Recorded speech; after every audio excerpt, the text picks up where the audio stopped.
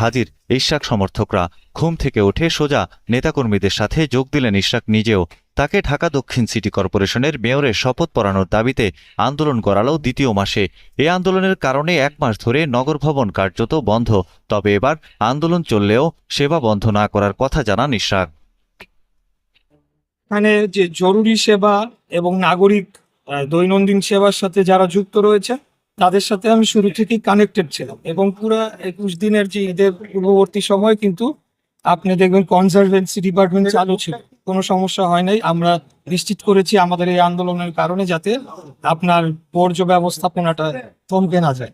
একইভাবে আমরা এখন যেহেতু ডেঙ্গুর প্রকোপ দেখা দিচ্ছে, আমরা স্বাস্থ্য বিভাগের সাথে সমন্বয় করে তারা যাতে তাদের কাজটি তারা করছে।